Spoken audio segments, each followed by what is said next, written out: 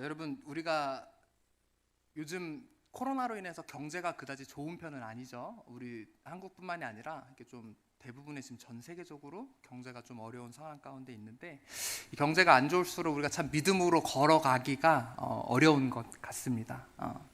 그래서 우리가 경제가 어려움으로 인하여서 사람들이 의지하고 또 굉장히 또 한편으로는 잘 팔리는 것이 있는데, 여러분 그게 뭔지 아세요? 바로 복권입니다. 그리고 복권 중에서도 특히 이게 좀 사람들이 보통 많이 사는 여러 종류의 뭐 복권이 있지만 사람들이 주로 사는 것이 뭐죠? 로또잖아요. 근데 여러분 로또가 성경에서 나오는 거 여러분 아세요? 들어보셨어요? 오늘 본문 4절 말씀을 보게 되면 바로 이 로또가 어떻게 얻을 수 있는지, 로또는 어떻게 우리에게 따라오는지 써 있습니다. 여러분 잘 보세요. 이에 아브라함이 여호와의 말씀을 따라갔고 로또 그와 함께 갔으며. 여호와의 말씀을 따라가니까 로또도 그와 함께 따라왔다라고 그렇게 이야기를 하고 있잖아요. 말씀을 따라갈 때 로또가 우리에게 따라옵니다. 다행히도 아무도 아멘을 안 하셨네요. 아멘 하시면 안 되죠. 그게 아니기 때문에 오늘 또 이 말씀 듣고 예배드리고 로또 사러 가야겠다 또 그러시는 분들 없기를 바랍니다. 여러분 이 창세기 12장 말씀은 이 로또가 나와서가 아니라 우리에게 하나님이 주신 언약과 명령이 있어서 굉장히 유명한 그런 본문입니다. 그리고 많은 분들이 아마 사실 암송하고 있는 구절이기도 할 거예요. 그리고 사실 어떤 집에 말씀 액자라던가 아니면 사업장에 이렇게 말씀 액자로 보통 걸어놓는 것이 바로 오늘 이 창세기 12장 1절 2절 말씀입니다. 대부분의 분들이 이 개역 개정판 새로 바뀐 부분 말고 옛날 버전인 개역 한글판 버전으로 아마 암송하고 계실 것 같아요. 어떤 말씀이죠? 여호와께서 아브라함에게 이르시되 너는 너의 고향과 친척과 아비집을 떠나 내가 내게 지시할 땅으로 가라. 내가 너로 큰 민족을 이루고 내게 복을 주어 내 이름을 창대하게 하리니 너는 복의 근원 될지라. 여러분 이 말씀들 대부분 암송하고 계시죠? 이렇게 이런 이 12장 1절 2절이 성경에서 굉장히 중요한 역할을 차지하는데, 바로 이 12장의 아브라함 이야기로부터 어떤 성경의 분위기가 바뀌고 새로운 방향으로 나아가기 때문이에요. 그게 왜 그러냐면 이 아브라함이 등장한 게 바로 직전에 어떤 사건이 일어나냐면 11장에서 등장하는 큰 사건이 있었으니 바로 바벨탑 사건입니다. 여러분 바벨탑 사건이 어떤 사건입니까? 원래 더 그 전에 노아의 홍수를 하나님께서 내리게 하시죠. 사람들의 너무 죄악됨, 사람이 생각하는 것마다 악함을 보시고 하나님이 그 사람들을 이렇게 멸하게 되시죠. 홍수로 인해서. 그런데 그 이후에 하나님이 노아와 무지개 언약을 맺으시면서 이제는 다시는 사람을 멸하지 않겠다라고 약속하시죠. 그래서 이제 그 죄악된 사람들을 멸하시고 어떻게 보면 새로운 시작, 노아의 자손들을 통해서 새로운 시작을 하셨는데, 그럼에도 불구하고 어떤 일이 지금 일어난 겁니까? 바벨탑. 이들이 서로 모여서 하나님을 또다시 반역하고 범죄하는, 하나님 앞에 죄악된 모습을 보이는 일이 또다시 일어나게 됐다라는 거예요. 그래서 하나님께서는 이제는 사람들을 뭐 멸하거나 하는 그런 것이 아니라 거룩한 하나님의 백성을 따로 택하셔서 만드시기로 결정하십니다. 그래서 이 하나님의 백성을 만드는데 최초로 선택된 사람이 바로 누굽니까? 오늘 등장하는 아브라함입니다. 여러분 그래서 우리가 아브라함을 보통 뭐라고 칭합니까? 아브라함 하면 앞에 따라오는 수식어가 있죠. 그게 뭐죠? 믿음의 조상이죠. 이 믿음의 조상 아브라함의 삶을 통하여서 우리는 어떻게 믿음의 여정을 걸어가야 하는지, 오늘 이 믿음의 여정이라는 부분을 우리 함께 좀 나누고자 합니다. 여러분 이 믿음의 여정을 잘 걸어가기 위해서 첫 번째, 우리는 삶에서 결단함으로 나아가야 합니다. 여러분 아브라함의 원래 고향은 우르라는 지역입니다. 이 우르라는 지역에서 그의 아버지인 데라하고 또 그의 형들과 함께 쭉 살아왔습니다. 근데 이 고향을 떠나서 하나님이 지시한 땅으로 가라고 오늘 이 창세기 12장에서 그렇게 이야기를 하고 있죠. 너의 본토 친척 아비집을 떠나 내가 내게 지시한 땅으로 가라. 근데 이 말씀을 제 생각에는 사실 아브라함에게만 주신 것이 아닐 수도 있다라는 생각이 제가 들었어요. 어디 뭐 주석에 나오거나 어떤 목사님이 한 설교는 아니고 제가 혼자 그렇게 해석을 한 건데, 그 이유는 바로 창세기 11장 31절에 아브라함의 아버지인 데라의 이야기가 나오게 되는데, 여기서 이렇게 이야기합니다. 데라가 그 아들 아브람과 하란의 아들인 그의 손자 롯과 그의 며느리 아브람의 아내 사레를 데리고 갈대아인의 우르를 떠나, 그들의 고향이죠, 가나안 땅으로 가고자 하더니 하란에 이르러 거기 거류하였으며. 그러니까 이 아브라함의 아버지인 데라 역시도 자기의 본토 친척 아비집인 우르를 떠나기로 결정하고 지금 어디를 향해 나아갔습니까? 가나안 땅을 향해 나아갔다라고 이야기를 하고 있습니다. 그러니까 왜 그가 가나안 땅으로 가려고 했을까? 그래서 제가 혼자 추측해 본 것이 아마 아브라함에게 주셨던 이 말씀을 혹시 데라에게도 주시지 않았을까라는 생각을 이제 제가 하게 된 것입니다. 그리고 만약에 혹시 하나님께서 데라에게 말씀하시지 않았다 하시더라도 이 데라의 마음속 깊은 곳에는 이 우르라는 지역을 떠나야 된다는 것을 깊숙이 느끼고 있었던 것 같아요. 일종의 어떻게 보면 양심의 가책이 있었던 것이죠. 왜 양심의 가책이 있었느냐? 바로 이 우르라는 지역의 어떤 특성 때문인데요. 여러분, 이들의 고향 우르는요, 이 메소포타미아 제국의 중심 도시입니다. 이 고대 메소포타미아는 어떤 곳입니까? 당대의 제일 어떻게 보면 큰 강대국 중에 한 나라예요. 이 고대 도시들 중에서도 더더군다나 큰 도시들의 한 가지 공통점이 있었어요. 그 공통점이 뭐냐면 바로 우상 숭배가 활발히 이루어졌다는 공통점이 있습니다. 그래서 여러분, 보통 알려진 바에 의하면 이 아브라함의 아버지인 데라가 어떤 어부로 삼았던 것이 있다라고 알려진 것이 있는데 그게 뭐죠? 우상을 만들어서 파는 우상 장수였다라고들 대부분 아마 알고 계실 거예요. 근데 사실 성경에는 그렇게 나와 있지는 않아요. 뭐 데라가 우상을 만들어서 팔았더라 이런 말은 없고요. 그래서 근데 이게 왜 이렇게 알려졌나라고 제가 좀 조사를 해보니까 어떤 근거 없는 이야기는 아니고 어떤 그 유대 전승에 의한 어떤 기록, 그러니까 성경이 아니라 다른 기록에 보면 데라에 대해서 우상을 만들어서 파는 일을 했다더라라고 적혀 있는 어떤 문헌들이 발견이 되어서 이 많은 유대교 이제 유대인들의 이 사람들이 또 성경학자들이 성경에 나와 있진 않지만 데라가 그런 일을 하지 않았을까라고 이렇게 추측을 합니다.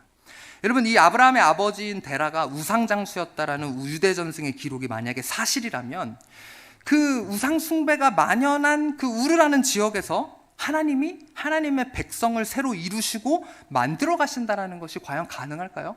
네, 그렇지 않았다라는 겁니다. 그래서 하나님께서는 데라에게 혹은 아브라함에게 결단하고 그 우상 숭배가 만연하고 당연한 그 장소에서 떠날 것을 명령하고 계시다라는 거예요. 여러분, 이 믿음의 열정에서 결단은 아주 중요한 부분을 차지하고 있습니다. 여러분, 요즘 이 현대 사회에서도 우리가 아예 다른 곳으로 새로운 곳으로 이사한다라는 것은 굉장히 쉽지 않은 일입니다. 저 같은 경우에도 2년 전에 오래 거주하던 이제 미국에서의 삶을 정리하고 한국으로 돌아오게 되었는데 돌아오면서 여러 가지 사실 복잡한 일들도 뭐 많이 있었고 또 저희가 미국에서 누리고 있었던 것들을 또 포기해야 되는 그런 것들도 사실은 있었습니다. 뭐 예를 들면 주변 사람의 관계, 미국에서 교제하던 좋은 사람들, 친구들, 또 미국 친구들. 그리고 제가 사실 한국으로 지금 나온 지 2년 됐지만 조금 실망스러운 부분이 하나 있는데 그게 뭐냐면 미국으로 가기 전에 어렸을 때 한국에서 가깝게 지냈던 친구들이 그다지 저를 찾지 않더라고요. 뭐 연락도 없고 뭐 찾아오지도 않아요. 제가 그동안 뭐 인생을 잘못 산 건 아닌데 중간에 한국에 나올 때마다 친구들에게 연락하고 뭐 선물도 주고 찾아가고 했는데 막상 아예 살러 나오니까 걔네들이 저를 안 찾더라고요. 물론 코로나라는 상황도 있었지만 어쨌든 좀 그런 서운함이 저한테 이제 있었는데 사실 저에게 연락을 주는 것은 한국에 있는 오래된 친구들이 아니라 미국에서 가깝게 지내고 교제하던 친구들이 아직도 여전히 저에게 연락을 주고 안부를 묻고 심지어 이제 뭐 다음 주에는 이제 한국에 방문한 한 자매가 저를 방문하고 또 몇 주 뒤에는 또 다른 또 미국에서 온 어떤 분이 또 저를 이렇게 방문하게 되는데 여러분 이런 것처럼 이 미국에서의 맺었었던 그 깊은 교제를 나눴었던 사람들과 그런 관계들이 제가 조금 그립기는 하지만 그런 것들 내려놓고 어떻게 보면 아무 뭐 가족은 있지만 친구와 연고가 없는 이 천안에 전 천안에 아는 사람이 없어요 사실. 여러분들이 다거든요. 아는 사람이 없는 이곳에 제가 온 것도 어떻게 보면 한 가지 포기하는 것들도 있는 것이고 또 저의 아내 사모인 경우에는 이렇게 또 전공을 살려서 일하던 그런 직장도 어떻게 보면 내려놓고 한국으로 이렇게 저희가 나오게 되었습니다. 여러분 그래서 요즘에도 어쨌든 이렇게 다른 국가 아니면 다른 도시로 우리가 이주한다라는 것은 굉장히 쉽지 않은 그런 부분인데 이 당시에 이 아브라함이 살던 그 고대 시대에는요 더더군다나 쉽지 않은 결단이었습니다. 왜 그러냐면 여러분 고대 사회는 한 가지 특징이 있는데 그것이 무엇이냐면 부족 중심의 사회라는 거예요. 가족 중심, 부족 중심. 그래서 더 많은 가족을 거느린 부족일수록 삶이 더 안정적일 수밖에 없다는 겁니다. 반대로 작은 부족들은 어떻습니까? 다른 큰 부족의 침략을 받다라던가 아니면 어떤 불이익을 받기가 너무나도 쉬웠다라는 거예요. 그래서 여러분 이런 상황들을 생각하시고 하나님이 아브라함에게 주셨던 이 명령을 다시 한번 생각해 보세요. 하나님이 뭐라 그러셨어요? 너의 본토, 아비, 친척 집을 떠나 내가 내게 지시할 곳으로 가라. 이게 무슨 말이에요? 자기의 그 부족 사회, 그러니까 자기가 보호받을 수 있고 안정적인 삶을 살 수 있는 그 모든 것들을 내어버리고 아무것도 없는 곳으로 나아가라고 지금 하나님께서 얘기하고 계신 거예요. 여기에는 굉장히 큰 결단이 필요하다는 것이죠. 여러분, 아브라함의 아버지 데라는 이런 결단을 내리려고는 했으나 결국 온전히 결단하지 못했었던 것 같아요. 아까 말씀드린 대로 우리가 알 수는 없으나 성경에서 이야기하고 있지는 않으나 어떤 이유에서든지 이 데라는 그의 고향과 친척들이 거하는 우르 지역을 떠나려고 했다는 것을 우리가 아까 함께 읽었죠.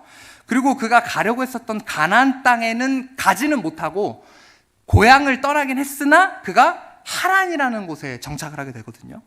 근데 사실 이 하란이라는 도시도요, 어떻게 보면 우르라는 도시하고 그들이 고향이 우르라는 도시하고 크게 차이가 없는 곳이에요. 아까 말씀드렸지만 이 우르라는 지역의 특징이 뭐라고요? 대도시다 보니까 우상 숭배가 만연한 도시였다. 그리고 이 하란이라는 도시도 굉장히 큰 도시였어요. 큰 도시였으니까 마찬가지로 뭐가 만연했다? 우상 숭배가 만연한 도시였다라는 거예요. 여러분, 오늘날 학자들이 추측하기에 이 하란이라는 지역은 터키에 있다라고 보게 되는데, 그래서 그 하란이라고 알려진 지역에 가면요, 아직도 있는 한 그 유적지가 있어요. 그 유적지가 뭐냐면 달의 여신의 신전이 있거든요. 사진 한번 보여주세요. 아직도 오늘날에도 가게 되면 이렇게 건재하게 지금 수많은 세월이 지났는데도 있는 것이 이 달의 여신의 신전이에요. 예. 그러니까 우리가 무엇을 알 수 있냐면 그 옛날 고대 시대 때부터 하란이라는 곳은 계속 이 역사를 보게 되면 그냥 일반 어떤 백과사전을 보더라도 하란 하면 달의 여신의 숭배 사상의 중심지 이렇게 나와 있거든요. 그래서 이 아브라함의 아버지 데라는 그가 우르라는 곳에서 우상 장수를 하다가 어쨌든 어떤 이유에서든지 그 우르를 떠나서 가나안 땅을 가려고 했는데 마침 그가 정착한 곳이 어디다? 우르와 비슷한 하란이라는 곳이었어요. 하란에서도 아마도 이 우상 숭배가 만연했기 때문에 그 전승의 기록대로 그가 우상 장수를 했다라면 여기서도 아마 달의 어떤 그런 우상을 만들어서 사람들에게 판매하는 그런 일을 또 이 데라가 했을 수도 있겠죠. 어쨌든 이 데라는 부분적 결단으로 인해서 우르를 떠났으나 결국 그가 가진 그 모든 것을 내려놓지 못했고 원래 나아가려고 했었던 가나안 땅이 아닌 하란 땅에 정착하게 되었다는 겁니다. 그리고 그는 결국 그 하란 땅에서 죽음을 맞이하게 됩니다. 여러분, 이후에 세월이 흘러서 여호수아서에서 이 데라에 대해서 기록한 부분이 있는데 이렇게 이야기하고 있습니다. 여호수아 24장 2절 말씀 여러분들이 한번 읽어보시겠습니다. 시작. 모든 백성에게 이르되 이스라엘 하나님 여호와의 말씀이 옛적에 너희 조상들 곧 아브라함의 아비 나홀의 아비 데라가 강 저편에 거하여 다른 신들을 섬겼으나. 자, 너희의 조상 아브라함의 아비 데라를 이야기하면서 뭐라고 이야기합니까? 강 저편에 거하면서 다른 신을 섬겼다라고 이야기하고 있습니다. 그러니까 여기서 이야기하는 그 강 저편은 아마 하란을 이야기하는 것 같습니다. 여러분, 이 자손들에게 알려진 것 자체도 아브라함의 아버지 데라라는 사람은 하란이라는 곳에 머물면서 우상을 섬겼던 사람으로 기억되고 있다라는 거예요. 데라는 비록 가나안 땅을 향해 가는 그 결단을 하고 자기의 고향을 떠났지만 결국 하란에서 고향에서 하던 방식대로 우상을 섬겼다라는 겁니다. 여러분, 그래서 우리 믿음의 여정에서 결단은 굉장히 중요합니다. 이 아브라함은 하나님이 고향 친척 아비집을 떠나라고 말씀하셨을 때 그가 머물고 있었던 아버지의 집 하란을 떠나서 사실은 아브라함의 선택지에는 그의 고향과 친척들이 거하는 대도시인 우르로 갈 수도 있었어요. 근데 우르로 가는 것이 아니라 하나님이 명령하시는 대로 새로운 땅, 가나안 땅을 향해서 결단하고 나아갔다라는 겁니다. 여러분, 믿음에는 이처럼 결단이 필요합니다. 처음 내가 어떤 결단을 하죠? 믿음을 갖게 되는 계기에는 하나님을 믿기로 결단을 하지 않습니까? 또 어떤 결단합니까? 예수님을 나의 구주로 받아들이기로 결단하지 않습니까?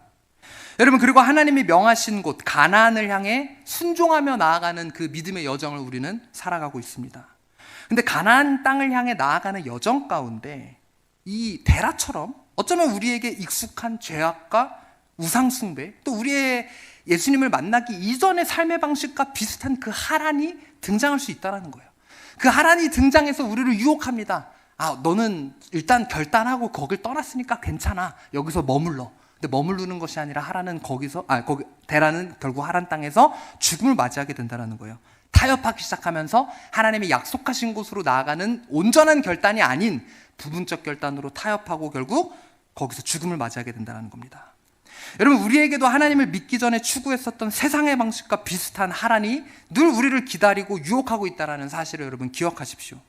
데라처럼 그 유혹에 넘어가서 하란에 머물기로 결정하느냐, 아니면 아브라함처럼 이왕 내가 결단하고 하나님이 명하신 곳을 향해 나아가기로 우리가 그렇게 마음을 먹으면 여러분, 그것이 우리 믿음의 첫 걸음이라는 것을 기억하십시오. 여러분, 아직도 결단하지 못하고 머뭇머뭇거리고 있는 것이 무엇이 있으십니까? 오늘 주님께서 여러분에게 아브라함처럼 믿음으로 결단하고 내려놓아야 할 것들, 또 떠나야 할 것들로부터 떠나라고 주님께서 말씀하고 계십니다. 여러분, 결단함으로 주님께 순종하는 여러분들이 되시기를 주님의 이름으로 축원합니다. 여러분, 그리고 우리 믿음의 여정을 잘 걸어가기 위해서 첫 번째는 결단하라였죠. 우리 두 번째 같이 한번 읽어보겠습니다. 시작.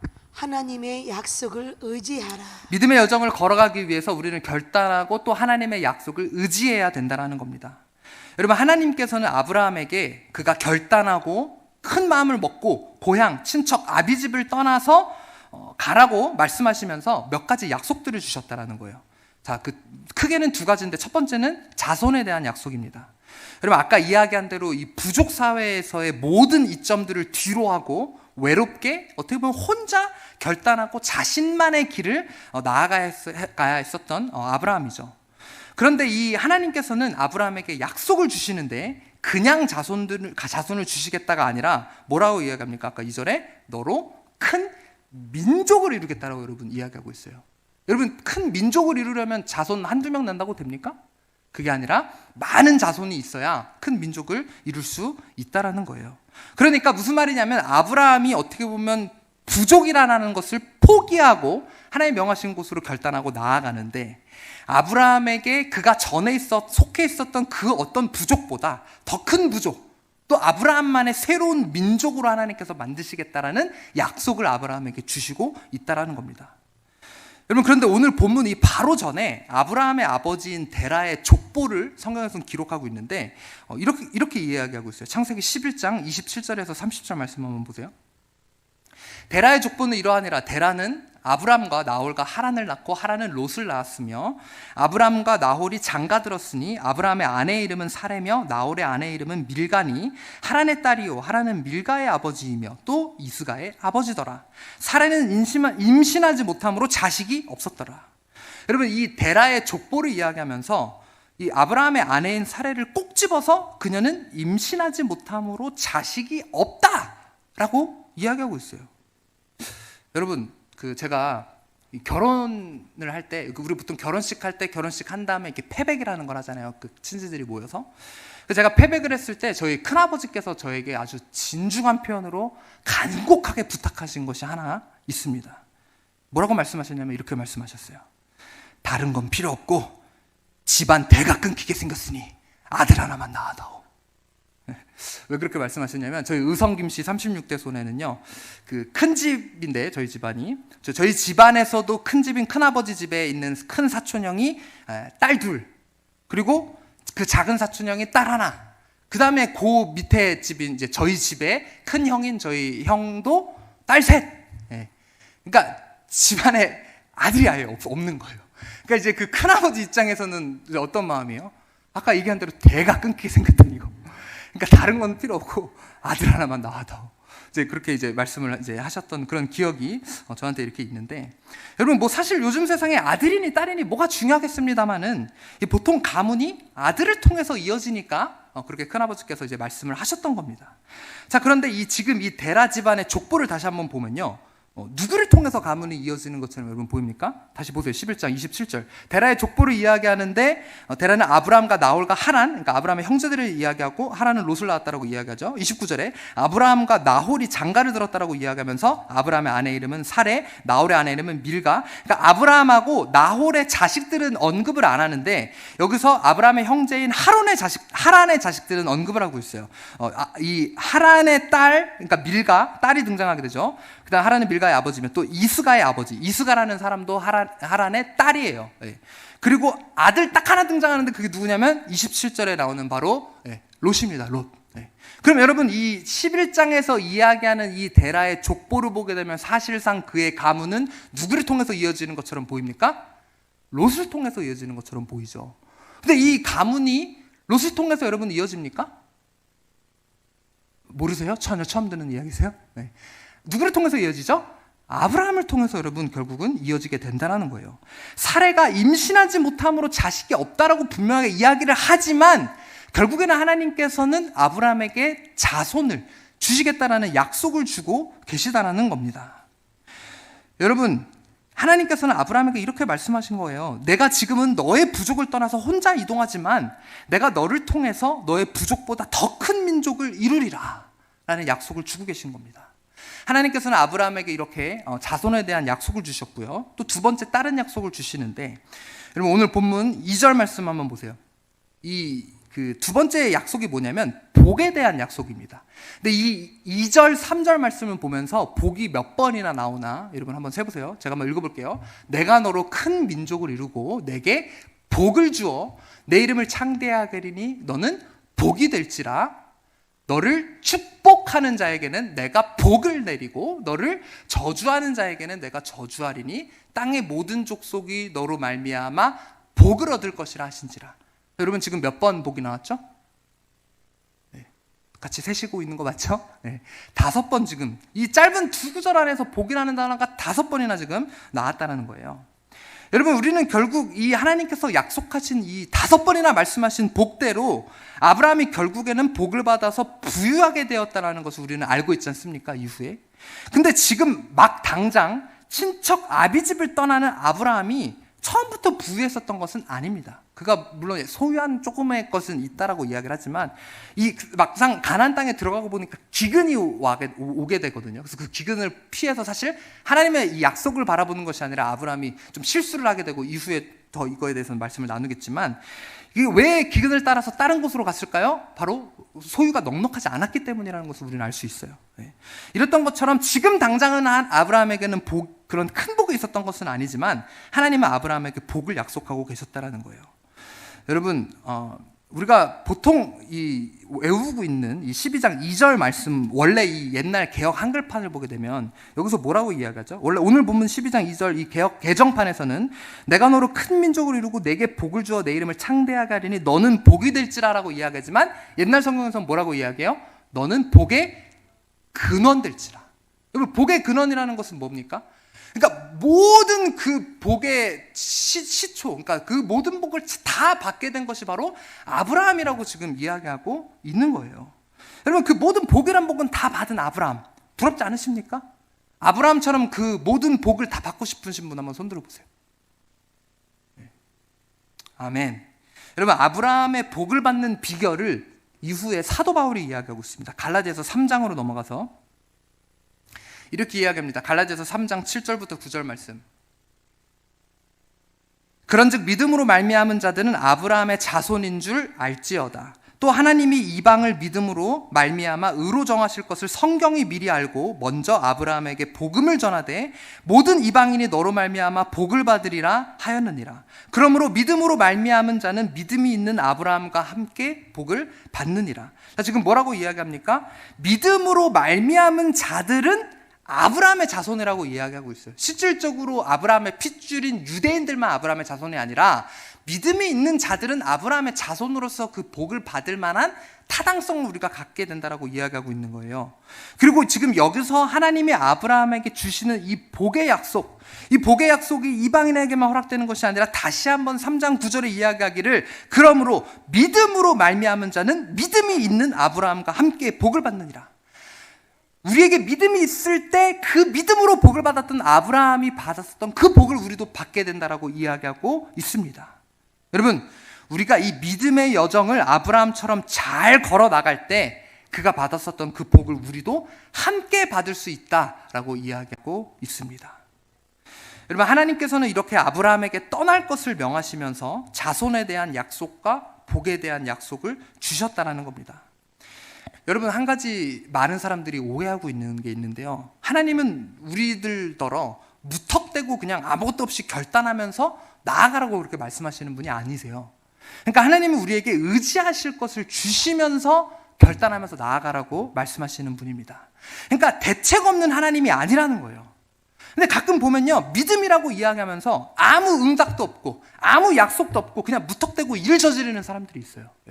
그것은 하나님의 방식이 아니에요. 그냥 일을 저질러 놓고 보는 것이 아니라 하나님이 말씀하실 때, 또 우리에게 결단을 요구하실 때에는 분명한 명령과 함께 약속을 주신다는 사실을 여러분 기억하시기 바랍니다. 주님은 약속을 지키시는 하나님이십니다. 그리고 하나님은 신실하신 하나님이십니다. 신실하다라는 건 뭐예요? 믿기에 충분하다라는 거예요. 이 세상에서 온전하게 신실하신 분은 우리 하나님밖에 없습니다.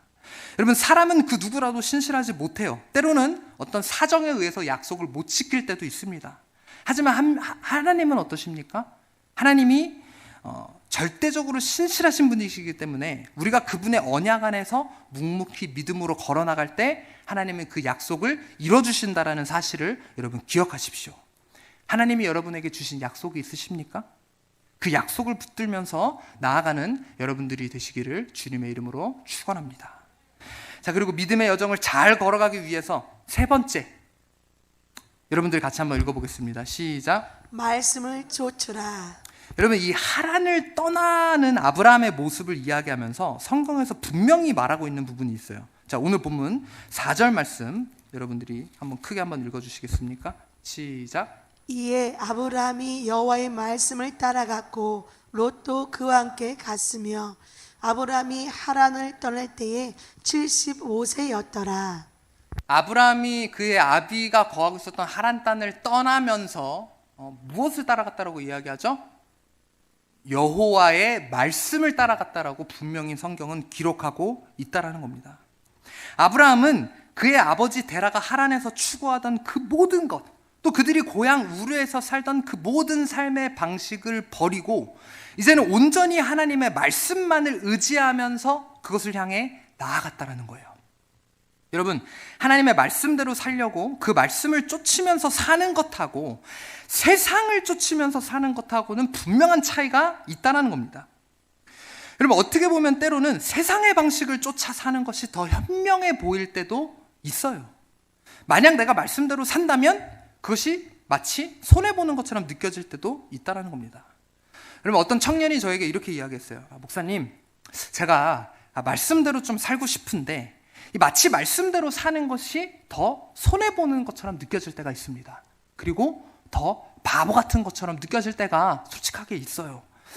이렇게 직장 가서도 말씀대로 살려고 하면 포기해야 될 부분들도 있고, 또 남들에게 손가락질 받아야 되는 경우도 있고, 눈치를 봐야 되는 그런 경우도 있고, 심지어 주일날 주일 성수하기도 요즘 힘든 그런 삶들을 청년들이 살고 있거든요. 근데 이 말씀을 지키기 위해서는 남들에게 양해를 구해야 되고 이런 눈치를 봐야 되는 이런 상황들.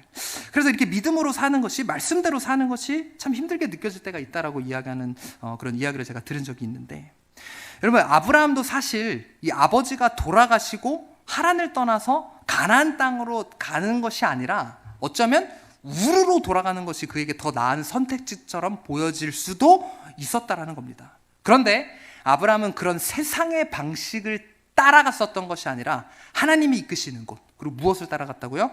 하나님의 말씀을 따라서 나아갔다는 사실을 여러분 기억하시기 바랍니다. 여러분들에게 한번 질문해 보겠습니다. 여러분들이 한번 자문해 보세요. 자신에게. 여러분은 삶에서 무엇을 쫓아가고 계십니까? 말씀을 쫓아가고 계십니까? 아니면 말씀은 뒷전으로 한 채 온갖 세상의 방식을 쫓아가고 계십니까? 여러분, 이렇게 세상은 뭐라고 이야기해요? 유튜브나 어떤 책에서는 30대 때는 이렇게 준비해야 되고, 40대 때는 또 이렇게 준비해야 되고, 50대 때는 또 이렇게 해야 되고, 60대, 70대 이러면서 어떤 삶의 방식을 이야기해요. 근데 이걸 듣다 보면 굉장히 그럴듯하게 들리고 아무 문제 없는 것처럼 들립니다. 근데 여러분, 그런 세상에서 이야기하는 또 여러분들이 어떻게 보면 열심히 쫓고 있는 그 삶 끝에는 결국에는 무엇이 있습니까? 여러분, 돈을 쫓으십니까? 많은 돈을 번 다음에는요, 그 다음에는 여러분 무엇이 있습니까? 여러분, 더 크고 좋은 집을 목표로 쫓고 살아가고 계십니까? 지금 내가 18평 집에 살고 있는데 28평 집에 가면은 좀 뭔가 만족할 것 같으세요? 28평 이사 갔다고 칩시다. 그 다음에는 34평 집에 가고 싶고 34평에 갔다 칩시다. 그 다음에는 48평에 가는 것이 목적일 것이고 56평 더 나가서 단독주택 계속 끝이 없습니다. 여러분 명예를 쫓으십니까? 명예와 존경을 얻은 그 다음에는요. 여러분 하나님 말씀 외에 우리가 쫓는 그 모든 것들은 사실은 다 부질없다라는 것을 여러분들이 좀 기억하셨으면 좋겠습니다. 아니 왜 이렇게 교회 안에도 하나님을 믿는 사람들 안에도 또 믿음의 여정을 살아간다라고 이야기하는 사람들 안에서도 말씀이 아니라 다른 것을 쫓는 사람이 왜 이렇게 많습니까? 여러분 우리 인생의 목적지인 이 가나안 땅을 향해 나아갈 때는 때로는 어떻게 나아가야 할지 또 어디로 나아가야 할지 참 막막하고 우리가 모르겠는 경우들이 있습니다. 여러분 우리가 어디 목적지를 향해 가다가 길을 모를 때 우리는 보통 뭐를 이용합니까? 옛날에는 지도를 봤지만 요즘에는 이 내비게이션을 이용하잖아요. 그리고 불과 한 10여 년 전에는 내비게이션 기계가 차에 따로 있었어야 되지만 이제는 핸드폰 하나면 우리가 다 찾을 수 있잖아요. 이게 얼마나 편한 세상이에요. 운전할 때가 아니더라도 우리가 어디 대중교통을 이용하거나 걸어가는 것도 그게 지도에 이렇게 찍으면은 도보로 어떻게 가는지 그런 길도 나오고 버스를 어떻게 타야 되는지 어디서 지하철을 환승해야 되는지 지하철은 또 언제 오는지 이런 것까지 다 세세하게 내비게이션에서 이야기를 해주고 있다는 거예요. 그런데 여러분 이 아브라함이 그의 목적지인 가나안을 향해서 나아갈 때 하나님의 말씀을 따라갔다라고 분명히 이야기하고 있다는 거예요. 그러니까 하나님의 이 말씀은요 우리에게 내비게이션의 역할을 하고 있다는 겁니다. 여러분 하나님의 말씀이 우리가 어떤 삶을 살아야 할지 또 우리가 어떤 것을 추구해야 할지 어디로 나아가야 할지 우리에게 가야 할 방향을 분명히 제시해주고 있다는 겁니다. 그런데 여러분 이 우리 인생의 목적지를 인도해주는 내비게이션에서는 이렇게 이야기해요. 유턴입니다. 유턴입니다. 전방 200m 앞에서 유턴입니다. 근데 계속 내비게이션 안 보고 그냥 막 직진해요. 여러분 요즘 막 이렇게 화내는 내비게이션도 있더라고요. 아니 유턴이란 게 이렇게 갑자기 계속 유턴입니다. 근데 무시하고 계속 가면 유턴이란 게 갑자기 막 그렇게 이야기하는 내비게이션이 있어요. 그리고 내비게이션은 좌회전입니다. 좌회전입니다. 아무리 얘기하는데 우리는 귀를 틀어막고 내비게이션은 음속으로 해놓고 우회전을 해요. 여러분 이렇게 가면은 절대 목적지에 도착할 수 없다라는 거예요. 여러분 하나님의 뜻이 내 삶에 이루어지기 원합니다. 이렇게 이야기하면서 말씀을 읽지도 않아요. 하나님의 인도하심이 내 삶에 나타나길 원합니다. 이렇게 이야기하면서 말씀을 쫓지도 않아요. 여러분 하나님이 어디 죽어있는 신이 아니라 어떤 하나님이에요? 살아있는 하나님이잖아요. 그리고 그가 살아있는 하나님께서 직접적으로 우리에게 주신 계시가 있는데 그게 뭡니까? 하나님의 말씀. 이 성경에 하나님이 우리에게 주신 직접적인 계시라는 거예요. 여러분 이 성경을 통해서 하나님이 우리에게 길을 인도하여 주시는데 그냥 집에만 모셔둔 애물단지가 그냥 되어버린 분이 굉장히 많다라는 거예요. 여러분 여러분의 성경은 먼지가 수북히 쌓여 있습니까? 아니면 읽고 또 읽어서 밑줄을 또 긋고 그어서 헤어졌습니까? 여러분 제가 몇 번 말씀드렸는데 우리 찬송가 중에 이런 찬송가 가사 있죠. 나의 사랑하는 책 이제 헤어졌으나. 여러분 제가 외국에서 오래 자랐잖아요. 저는 옛날에 이 찬양을 하면서 나의 사랑하는 책 이제 헤어졌다라는 게 내가 이제 커가지고 이렇게 빠이빠이 헤어졌다라는 줄 알았어요. 제가 나랑 사랑하는 책 이제 헤어졌다. 어머님의 무릎 아래서 읽었지만 이제는 내가 커서 헤어졌다. 저는 그렇게 생각했거든요. 여러분 근데 이게 그 뜻입니까? 그게 아니라 읽고 귀하고 귀한 그 말씀 또 밑줄 긋고 밑줄 그어서 그 성경책이 헤어졌다라는 거잖아요. 저도 사실 이 성경책이 헤어져가지고, 근데 안 헤어진 것처럼 보이죠? 근데 그게 거짓말하는 게 아니라 너무 헤어져가지고 이거를 리폼했어요. 돈 주고 이제 가죽으로 새롭게 이제 다시 예쁘게 이렇게 했는데, 여러분 근데 실제로 제가 그 찬송가 가사를 오해했었던 것처럼 많은 사람들이 나의 사랑하는 이 하나님의 말씀이 있는 책을 빠이빠이 헤어지는 사람들이 많다라는 거예요. 네. 여러분 말씀을 가까이 하십니까? 말씀을 쫓는 삶을 살고 계십니까? 교회를 10년 다녔다는데 성경을 또 안 해본 사람이 왜 이렇게 교회 안에 많습니까? 아니 그런데 그게 무슨 말씀을 쫓는 삶이에요. 그러면서 무슨 하나님의 인도하심을 구합니까? 여러분 우리는 믿음의 여정을 잘 걷기 위해 엉뚱한 온갖 세상 것 쫓으면서 나아가는 것이 아니라 우리 삶 가운데 나아가야 할 방향을 제시해주는 무엇? 말씀을 쫓으며 살아가야 된다는 사실을 여러분 기억하셨으면 좋겠습니다. 자, 우리의 믿음의 여정을 걷기 위해서 우리 마지막 네 번째, 여러분들 한번 읽어주십시오. 시작. 여러분, 우리는 예배해야 합니다. 자, 오늘 본문으로 돌아와서 6절에서 9절 말씀 한번 보세요. 창세기 12장 6절에서 9절 말씀. 아브라함이 그 땅을 지나 세겜 땅 모세 상수리 나무에 이르니 5절부터 볼게요. 5절을 보게 되면 아브라함이 그의 아내 사레와 조카 롯과 하란에서 모은 모든 소유와 얻은 사람들을 이끌고 가나안 땅으로 가려고 떠났고 마침내 가나안 땅에 들어갔다라고 이야기하죠. 그리고 6절에 아브라함이 그 땅을 지나 세겜 땅 모래 상수리 나무에 이르니 그때 가나안 사람이 그 땅에 거주하였더라. 가나안 땅에 도착한 거죠. 그리고 7절에 여호와께서 아브라함에게 나타나 하나님께서 그 도착하시니까 나타나신 거예요. 아브라함에게 이르시되 내가 이 땅을 내 자손에게 주리라 하신지라. 자기에게 나타나신 여호와께 그가 그곳에서 제단을 쌓았고, 지금 아브라함이 하나님께 뭘 한 겁니까? 그 땅에 도착하자마자 제사, 예배를 올려드린 거예요. 네. 여러분, 그 다음에 이제 그 8절에서 거기서 이제는 아브라함이 베델 동쪽에 있는 산으로 옮겨갑니다. 거기서 이제 장막을 치고 있는데 거기서 또 뭐라고 이야기합니까? 그가 그곳에서 여호와께 제단을 쌓았다라고 이야기하고 있어요. 또다시 아브라함이 지금 무엇을 하고 있는 겁니까? 하나님께 예배를 드리고 있는 거예요. 그러면서 여호와의 이름을 불렀다라고 이야기하고 있습니다. 부르더니 이 제단을 쌓고 여호와의 이름을 불렀다. 이 아브라함이 다른 가는 곳에서도 제단을 쌓고 여호와 이름을 불렀다라고 이야기하고 있는데, 예배를 드리면서 아브라함은 하나님께 나아갈 바를 물었다라는 거예요. 아브라함이 제단을 쌓을 때 하나님께서는 그곳에 나타나셔서 아브라함을 만나 주셨다는 겁니다. 여러분, 예배가 무엇입니까? 하나님과의 만남입니다. 여러분, 아브라함이 제사를 드리면서 하나님을 찾았다는 거예요.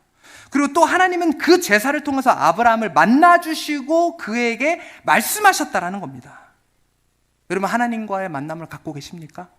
하나님과의 만남을 갖기를 즐거워하고 계십니까? 여러분, 우리가 사람하고도 우리가 그 사람하고 자주 만나야 관계가 사실 형성되고 가까워지잖아요. 그렇죠?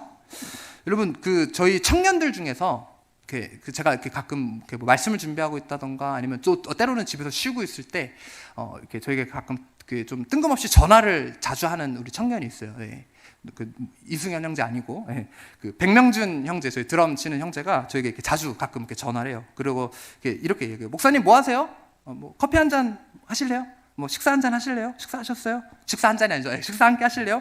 뭐 이렇게 이야기를 이렇게 자주 이렇게 해요. 그래서 다른 청년들보다 우리 명준 형제랑은 이렇게 좀 청년들 중에서는 이렇게 좀 따로 이렇게 많이 만나고 같이 이렇게 교제도 하고 했거든요. 근데 뭐 특별한 일이 있어서 부르는 게 아니라 진짜 그냥 이렇게 뭐 시간이 나서 그냥 제 생각이 나서 이렇게 전화를 하고 만나자고 하고 명준 형제가 그렇게 해요.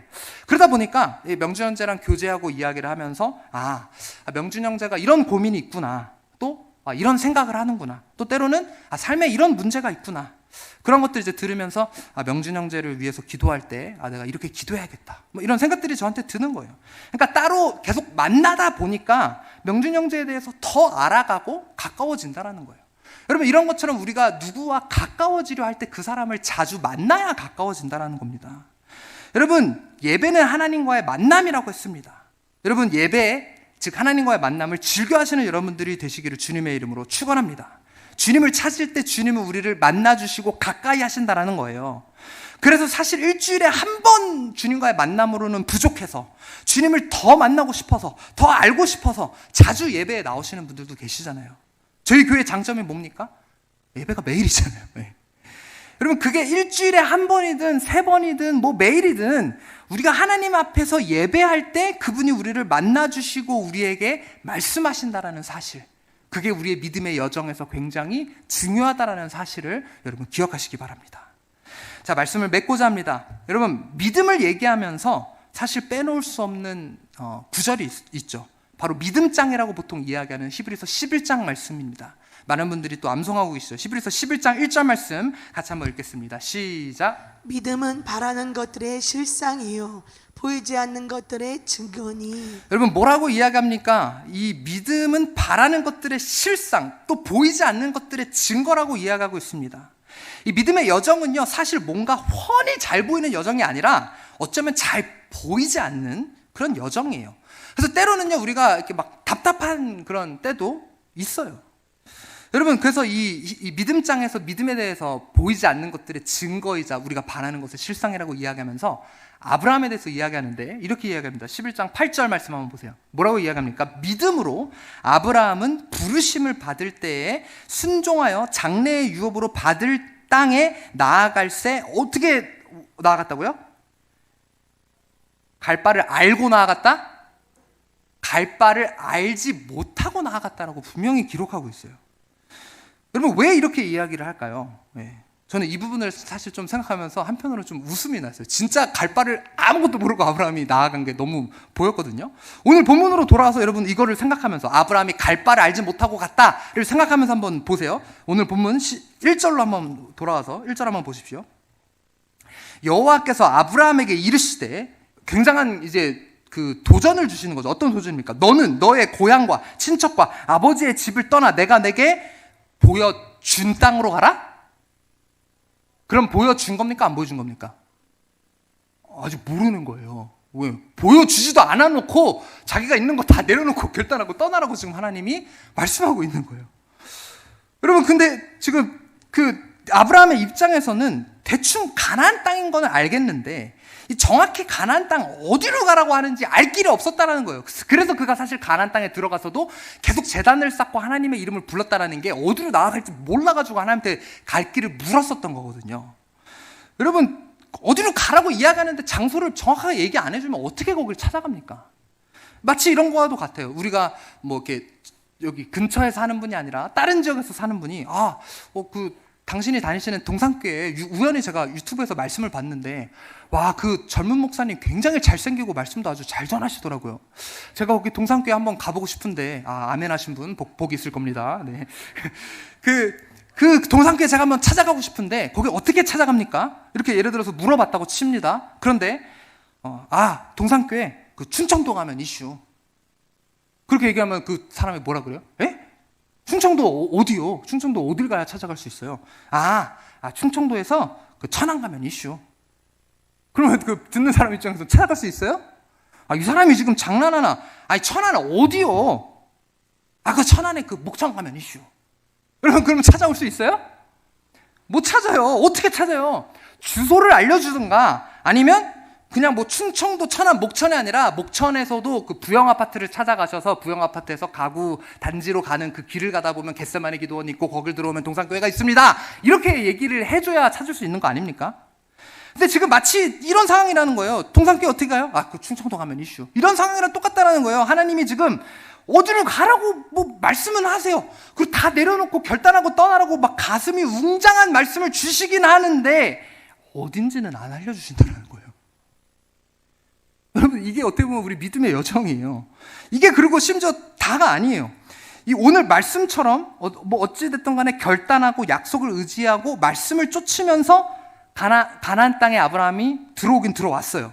자, 그런데 여러분 5절부터 7절 말씀 한번 보세요. 오늘 본문. 자, 아브라함이 그의 아내 죄송합니다. 다시 4절부터 보겠습니다. 이 아브라함이 여호와의 말씀을 따라갔죠. 롯도 그와 함께 가고 아브라함이 하란을 떠날 때 75세였다. 아브라함이 그의 아내 사레와 조카 롯과 하란에서 모은 모든 소유와 얻은 사람들을 이끌고 가나안 땅으로 가려고 떠나서 마침내 가나안 땅에 들어갔더라. 지금 가나안 땅에 들어간 거죠. 가나안 땅에 들어갔어요. 자, 그리고 이렇게 얘기합니다. 6절. 아브라함이 그 땅을 지나 세겜 땅 모래 상수리 나무에 이르니 그때 가나안 사람이 그 땅에 거주하였더라. 그러니까 가나안 땅에 들어갔는데, 그리고 7절에 하나님께서 가나안 땅에 들어간 아브라함에게 나타나셔서 이렇게 이야기하세요. 여러분 한번 읽어보세요. 7절 시작. 여호와께서 아브라함에게 나타나 이르시되 내가 이 땅을 내 자손에게 주리라 하신지라. 자기에게 나타나신 여호와께 그가 그곳에서 제단을 쌓고. 자, 지금 하나님이 아브라함에게 나타나셔서 지금 말씀을 하고 있는데 그 땅을 내 자손에게 주리라라고 말씀하셨죠. 근데 생각해보세요. 아브라함은 지금 자손 있습니까? 없습니까? 지금 자손 없죠. 그리고 또 생각해보세요. 이 땅을 주리라라고 하셨으면 지금 하다못해 가나안 땅에 다 내려놓고 순종해서 갔으면 그 순간에 그 땅 주셔야 되는 거 아니에요? 근데 여러분, 지금 이 상황이 얼마나 황당하냐면 6절 보세요. 6절을 보게 되면 이렇게 이야기해요. 아브라함이 그 땅을 지나 세겜 땅 모래 상수리 나무에 이르니 가나안 땅에 들어간 거죠. 근데 그때 가나안 사람이 그 땅에 거주하였더라. 지금 가나안 땅에는 지금 누구 거예요? 가나안 땅에 살고 있는 그 땅 사람들이 지금 이미 있다라는 거예요. 아니 여러분 입장 바꿔서 생각해보세요. 어디 가라고 했는데 거기 갔더니 거기를 나한테 준다라고 하셨는데 준 게 아니라 거기 살고 있는 사람이 있다라고 여러분 생각해보세요. 얼마나 아브라함 입장에서 황당하겠습니까?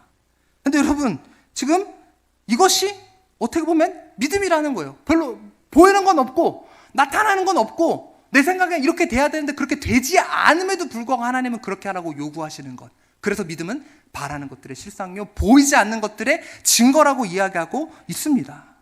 여러분 결국 이 말씀이 이후에 어떻게 됩니까? 성취되죠. 그의 많은 자손이 이후에 결국 이 땅을 차지하고 받게 됩니다. 여러분 그래서 히브리서 기자는 아브라함이 갈 바를 알지 못하고 나아갔다라고 기록하고 있는 겁니다. 여러분 잘 기억하세요. 믿음은요 눈에 보이지 않는 것을 쫓는 겁니다. 믿음은 뭐라고요? 눈에 보이는 것을 쫓는 것, 눈에 보이지 않는 것을 쫓는 겁니다. 그러니까 다 훤히 보이지 않는다라는 거예요. 그러니까 아무것도 보이지 않아요. 원래 사실 믿음이란 것은 그런 거예요. 근데 많은 사람들이 다 보고 싶어요. 그냥 하나님 그냥 다 뭐든지 그냥 보이게 해주시면 안 됩니까? 그럼 제가 좀 편하게 갈 길을 갈 수 있을 것 같은데. 근데 여러분 그거는 하나님이 일하시는 방식이 아니라는 거예요. 여러분 시편 119편 105절에 여러분들 잘 아시는 이런 말씀이 있습니다. 주의 말씀은 내 발의 등이요 내 길의 빛이니이다. 하나님의 말씀으로 우리에게 등이 되어주시고 길에 빛이 되어주신다고 하는데 여기 어디의 등? 발의 등. 여러분 상상해보세요. 깜깜한데 등이 발에만 있다고 생각해보세요. 그러면 어디만 보여요? 그 발 앞에만 보이는 거예요. 근데 믿음의 여정이라는 것은 이런 거예요. 하나님 훤히 보이게 해주세요. 좀 잘 보이게 해서 내가 이 길을 가게 해주세요라고 우리는 바라지만 하나님이 일하시는 방식은 훤히 비춰주시는 것이 아니라 그 나아갈 한 걸음 한 걸음 코앞만 비춰주시고 우리를 이끄신다는 거예요. 왜 그럴까요? 다 만약에 밝힌다면 우리에게는 죄성이 있어서 하나님을 의지하지 않게 될 거기 때문이에요. 하나님 우리를 너무나도 잘 아시는 거죠. 우리가 보이지 않아서 한 걸음 한 걸음 하나님을 의지할 수밖에 없을 때 믿음의 여정을 걸어갈 수 있기 때문에 하나님은 이렇게 우리의 발을 비추며 우리를 이끄신다라는 겁니다. 여러분 다시 한번 말씀드리지만 믿음은 눈에 보이지 않는 것을 쫓는다라는 사실을 여러분 기억하셨으면 좋겠습니다. 그런데 아브라함도 너무나 연약해서 이렇게 눈에 보이지 않는 것을 쫓으려 하지만 눈에 보이는 것을 쫓는 이런 실수를 저지르게 돼요. 어떤 실수입니까? 바로 오늘 12장 뒤쪽으로 보게 되면 어떤 일들이 일어나는데 12장 10절 말씀 한번 보세요. 갑자기 이 땅에 갔죠. 근데 그 땅에 기근이 들게 돼요.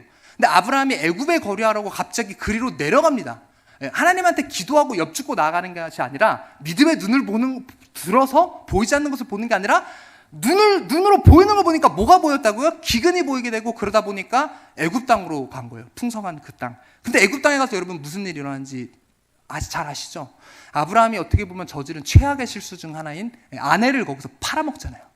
하나님이 말씀하신 것을 순종하면서 나아갔었던 것이 아니다 보니까 그 땅에 가면서 두려움이 생기게 돼요. 우리 아내가 이뻐가지고 무슨 일이 일어나면 어떡하지? 그래서 누이라고 거짓말을 그렇게 하고 그러다 보니까 바로 왕이 그를 아내로 이렇게 취하려고 하는 그런 어떤 좀 아브라함이 했었던 어떤 이런 파렴치한 아내를 팔아먹는 이런 실수를 아브라함이 저지르게 된다는 거예요.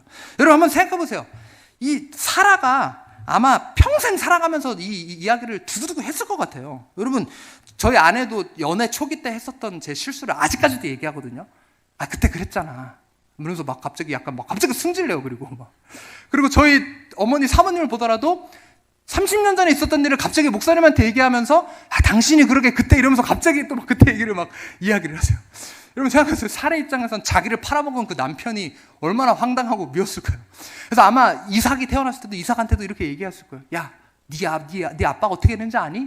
아니 글쎄 두렵다고 나를 갖다가 글쎄 팔아먹은 걸 있지.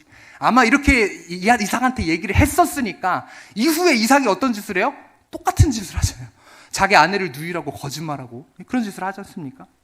여러분 이렇게 그 믿음의 조상이라고 이야기하는 아브라함도 눈에 보이지 않는 것을 의지하는 것이 아니라 눈에 보이는 것을 쫓다 보니까 이런 실수를 하게 되고, 또 다른 대표적인 실수가 뭐가 있어요? 하나님이 큰 자손을 이루게 계신다고 했는데 아브라함이 자손이 안 생기다 보니까 눈에 보이는 뭐를 쫓습니까? 하갈하고 여종하고 결국 관계를 맺어서 이스마엘을 낳게 되는 그런 실수를 또 저지르지 않습니까?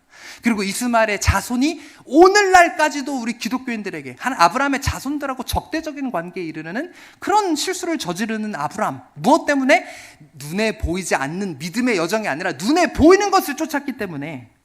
여러분들에게 질문하겠습니다. 여러분은 눈에 보이지 않는 믿음의 여정을 잘 걸어가고 계십니까? 아니면 눈에 보이는 것을 쫓아가고 계십니까? 아브라함이 이런 연약함이 있었음에도 그는 끊임없이 노력했다는 거예요. 그래서 보이지 않더라도 하나님의 약속과 말씀을 쫓았고 그분께 묻고 예배하려는 믿음의 여정을 한 걸음 한 걸음 걸어 나가도록 몸부림쳤기 때문에 결국 그는 믿음의 조상이라는 칭호를 받았다라는 것을 여러분 기억하시기 바랍니다. 여러분들에게 도전하겠습니다. 우리 역시 아브라함처럼 끝까지 믿음 잃지 않고 어려움이 있더라도 믿음의 여정을 묵묵히 걸어 나가시는 여러분들이 되셨으면 좋겠습니다. 여러분, 눈에 보이는 것과 상황과 환경, 믿음의 눈이 아닌 육신의 눈으로 바라보고 판단하면 아브라함처럼 우리도 실수할 수밖에 없다는 것을 기억하십시오. 이 시간 계속해서 육신의 눈으로 상황을 바라보려는 믿음 없는 우리에게 하나님이 말씀하십니다. 나만 바라보거라. 나만 의지하거라. 내 약속을 믿고 따라오거라. 여러분, 이제는 그분의 음성을 듣고 육신의 눈이 아닌 믿음의 눈을 들어 보이지 않더라도 한 걸음 한 걸음 내 발을 비춰주시는 그 하나님을 의지하면서 믿음의 여정을 걸어나가는 저와 여러분들이 되시기를 주님의 이름으로 축원합니다. 같이 함께 기도하시겠습니다. 하나님, 우리는 믿음의 여정을 걸어가면서 믿음대로 살아보고 싶은데 우리의 믿음의 연약함으로 인해서 계속해서 육신의 눈을 들어 상황과 환경을 바라보고 세상을 바라보는 실수를 저지르곤 합니다. 주님, 그러나 우리에게 더 큰 믿음을 이 시간 허락하여 주시옵소서. 하나님, 이제는 세상을 바라보는 육신의 눈이 아닌 믿음의 눈을 들어 그 믿음의 여정을 걸어 나가보려 합니다. 하나님, 우리 마음 가운데 결단할 수 있는 용기를, 하나님, 우리 마음 가운데 하나님의 약속을 의지할 수 있는 마음을, 하나님, 우리 말씀 가운데 세상의 방식이 아닌 하나님의 말씀을 쫓을 수 있는 마음을, 예배할 수 있는 마음을 부어주셔서 이 믿음의 여정을 묵묵히 순종하며 걸어나감으로 아브라함의 자손으로서의 그 복을 누리는 역사가 우리 한 사람 한 사람 가운데 있게 하여 주시옵소서. 하나님, 믿음의 부족함과 연약함은 주님의 보혈로 덮어주시고 하나님 이끄시는 그 길로 순종하며 나아가는 굳건한 믿음을 우리에게 허락하여 주시옵소서. 주님을 믿으며 신뢰하며 나아가겠습니다. 살아계신 구주 예수 그리스도의 이름으로 기도드렸습니다.